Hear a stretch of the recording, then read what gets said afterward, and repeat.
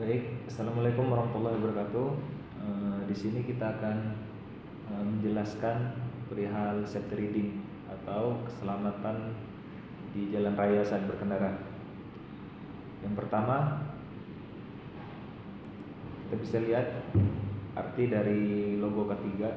Di sini telah dijelaskan dari beberapa unsur yang tertera di logo ketiga. Misalnya, warna hijau memiliki arti selamat, sehat, dan sejahtera. 11 gerigi roda memiliki arti 11 bab dalam Undang-Undang 1970 tentang keselamatan kerja.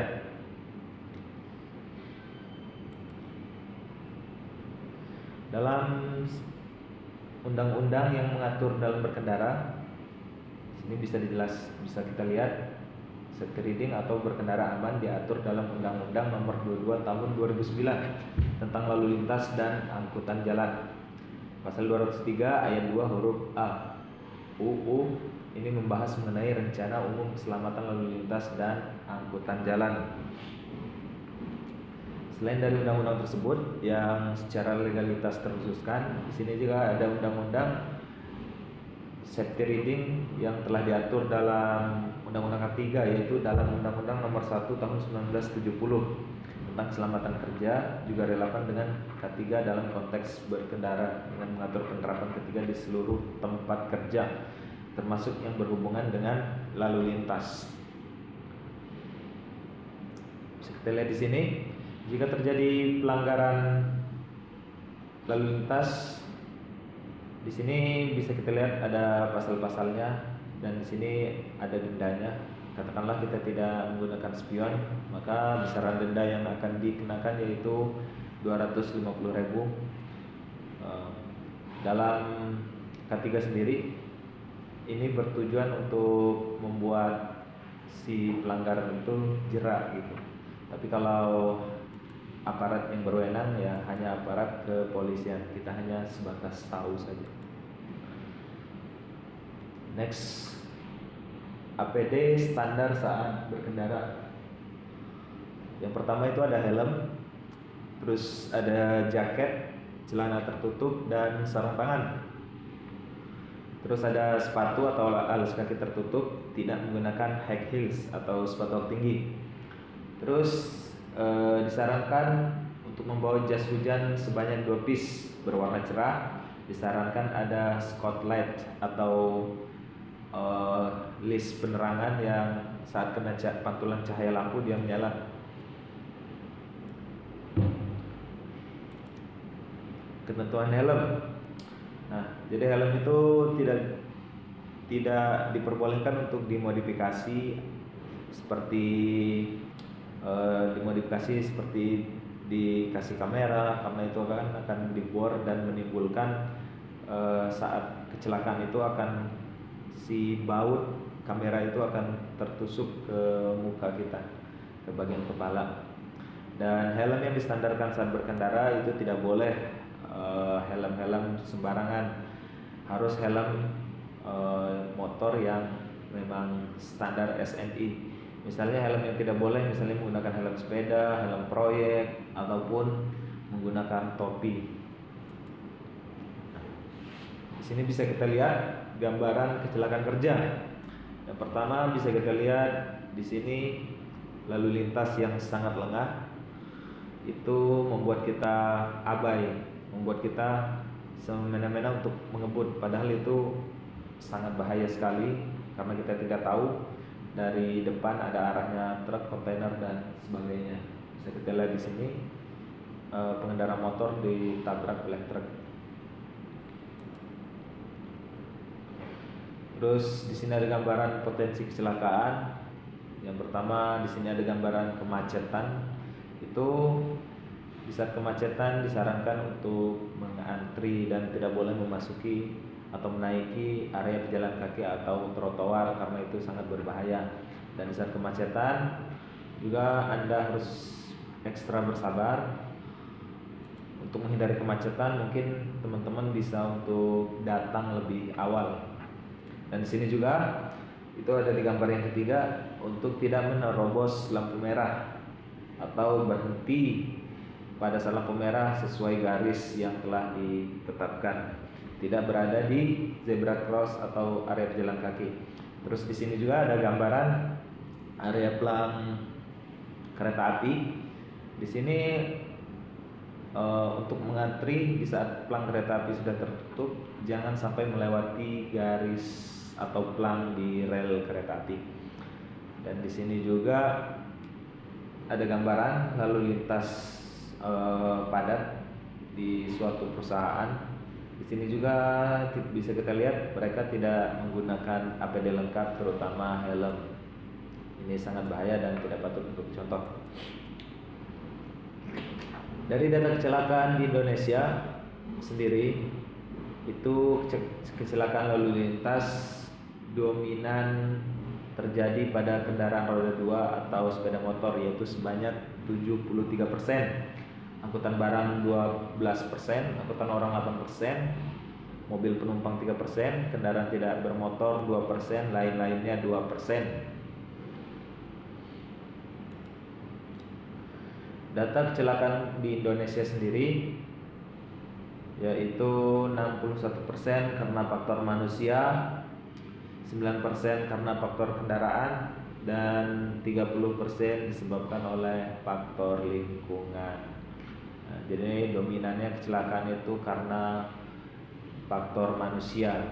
Mungkin pengetahuan masyarakat terutama di Indonesia sendiri masih nihil, pengetahuan berlalu lintas, dan kurang menyayangi diri sendiri.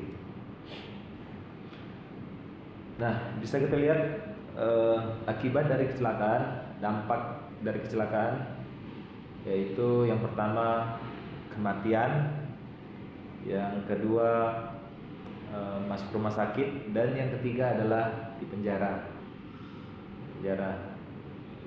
Kecelakaan adalah suatu hal yang sangat merugikan. Sini bisa kita lihat ada kriteria rambu-rambu lalu lintas. Jenis-jenis rambu lalu lintas, yang pertama ada rambu-rambu peringatan, rambu-rambu larangan, rambu-rambu perintah, dan rambu-rambu petunjuk. Bentuk rambu-rambu rambu lalu lintas konvensional, dan rambu lalu lintas elektronik. Contoh rambu lalu lintas, sini ada rambu-rambu peringatan, bisa kita lihat di sini. Rambu peringatan, misalnya ada di sini yang S di garis berarti dilarang stop, ataupun di sini ada gambar orang menyeberang, berarti daerah tersebut banyak aktivitas penyeberangan jalan. Contoh rambu-rambu lalu lintas perintah. Nah, bisa kita lihat di sini, misalnya di sini ada lingkaran dan tanda panah melingkar di bundaran. Itu artinya kita diperbolehkan untuk putar balik, atau emang area untuk putar balik di suatu jalur. Di sini juga ada rambu-rambu petunjuk. Misalnya ada petunjuk daerah, misalnya Cilengsi 5 km, Cibubur 20 km, dan sebagainya.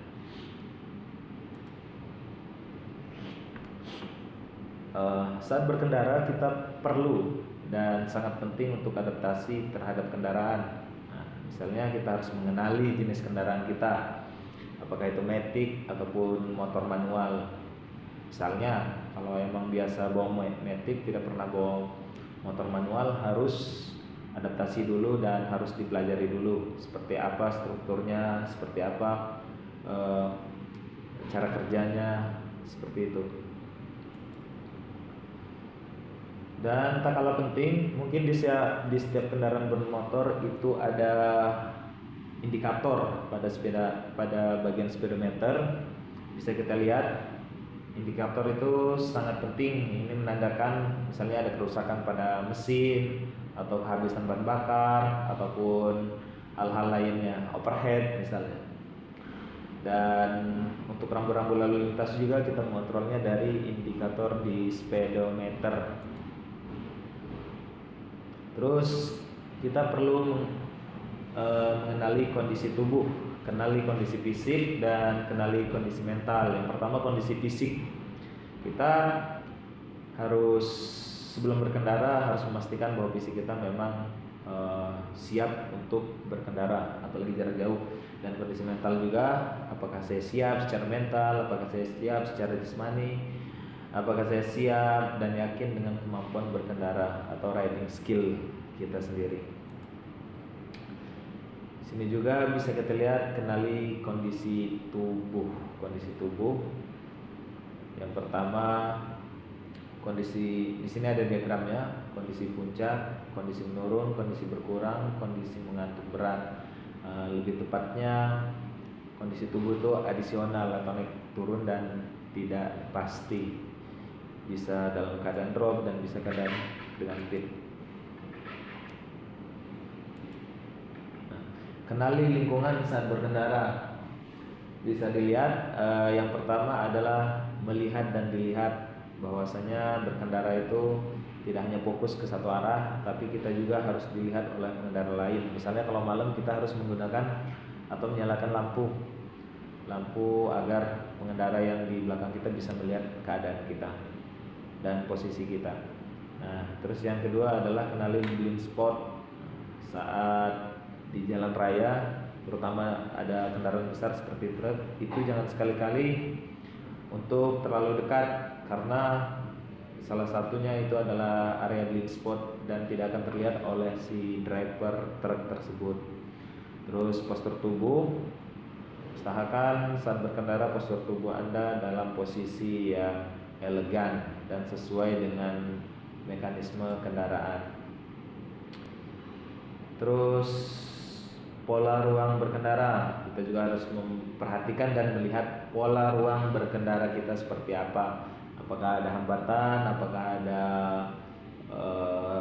lampu merah dan sebagainya. Jadi kita harus taat, dan jika ada hambatan, misalnya ada lubang, kita harus berhati-hati dan harus memberi rambu-rambu. Jangan sampai kita misalnya ada lubang, tiba-tiba langsung belok kiri, belok kanan, jangan. Risikonya sangat besar dan sangat fatal, bisa saja kita ditabrak oleh pengendara yang di belakang. Terus penerangan yang baik, pastikan lampu kendaraan motor Anda dalam keadaan menyala semua fitur-fiturnya, seperti terutama lampu itu sangat berguna saat malam dan saat berbelok. Misalnya lampu sennya itu sangat berguna. Apabila berbelok tanpa lampu sen, itu indikasinya bisa saja kita tertabrak. Contoh blind spot bisa kita lihat di sini. Di sini walaupun tidak hanya truk ya, di sini bisa kita lihat di sini ada mobil kecil, mobil sedan. Nah, jarak 1 meter dari mobil itu kita tidak terlihat, pengendara motor tidak terlihat dari mobil jarak 1 meter. Makanya seusaha mungkin jangan sampai terlalu dekat seperti itu. Terus di sini juga bisa kita lihat, ini yang diarsir hijau ini area yang terlihat, dan yang tidak diarsir yang tidak terlihat. Nah, bisa dilihat juga kendaraan truk yang besar, driver tidak akan bisa melihat orang yang berada di depannya, karena struktur dari mobil-mobil kendaraan besar itu dia tinggi, jadi yang di bawah itu tidak terlihat, dan begitu juga yang di belakang itu tidak terlihat sama sekali karena tertutup oleh box kaca, karena kaca belakang itu tertutup oleh boxnya ataupun tabung angkut. Nah, terus yang di bagian samping juga tidak terlihat karena tekstur tempat driver itu sangat tinggi. Nah, di sini juga tidak kalah penting ada struktur pengereman. Pengereman yang baik adalah jari kita tidak standby di handle rem, melainkan harus menggenggam di area stang, tidak boleh standby di handle, karena akan berpotensi kecelakaan. Apabila standby di handle, kemungkinan besar kita akan melakukan pengereman secara mendadak dan refleks ya, refleks karena memang terbiasa dengan posisi tangan seperti itu. Nah, terus sebelum berkendara kita harus memastikan pengecekan sebelum berkendara. Persiapan sebelum berkendara, cek kendaraan misalnya di lingkungan bodi kendaraan dan surat-surat, terus karet-karet seperti ban apakah sudah habis, dan seperti sealnya apakah ada kebocoran di area mesin dan sebagainya. Oli atau cairan itu harus dicek juga karena bisa fatal kalau olinya sampai habis, bisa menyebabkan kecelakaan saat kita sedang memacu kendaraan kita. Elektrikal juga tidak kalah penting, itu harus dicek secara sebelum berkendara. Yang pertama misalnya yaitu lampu-lampu, klakson, dan indikator yang terdapat pada speedometer. Terus pelumas juga, misalnya motor manual ya apakah rantainya kering atau seperti apa gitu. Karena jika rantainya kering, apalagi jarak jauh, bisa saja potensi putus itu sangat tinggi. Nah, di sini yang terakhir ada ketentuan saat mengisi BBM. Yang pertama, matikan mesin saat mengisi BBM, turun dari motor, tidak menggunakan handphone ketika pengisian, tidak merokok di area manapun di SPBU, tidak menggunakan jerigen atau jerigen plastik, hindari penggunaan knalpot racing brong yang tidak memiliki standar, pastikan penutup tangki bensin setelah pengisian, jaga jarak dengan kendaraan lain. Nah, yang saya garis bawahi yang sangat jarang kita sadar yaitu yang ada di nomor 6, yaitu penggunaan knalpot racing brong atau brong yang tidak memiliki standar. Nah, knalpot tidak sesuai standar bisa mengeluarkan percikan api terhadap knalpot tersebut, dan di area SPBU itu untuk menyimpan cadangan minyak itu memang tertanam di bawah tanah di area SPBU. Jadi ada video kalau kita mau treasure di saat knalpot mengeluarkan api, jadi langsung memercik di area penyimpanan minyak dan menimbulkan kebakaran. Terus yang ke-8, ini bisa kita lihat di nomor 8, ini juga sangat penting dan kadang kita lupakan, yaitu menjaga jarak dengan kendaraan lain. Nah, mencegah risiko kebocoran dan memudahkan evakuasi darurat. Jadi tujuannya menjaga jarak dengan kendaraan lain, mencegah risiko kebocoran, misalnya senggolan atau seperti apa gitu yang menyebabkan kebocoran, dan saat terjadi kebakaran di area SPBU kita mudah untuk evakuasi atau melarikan diri dari lokasi tersebut. Terima kasih, sekian dari saya untuk training safety riding, K3 safety ridingnya.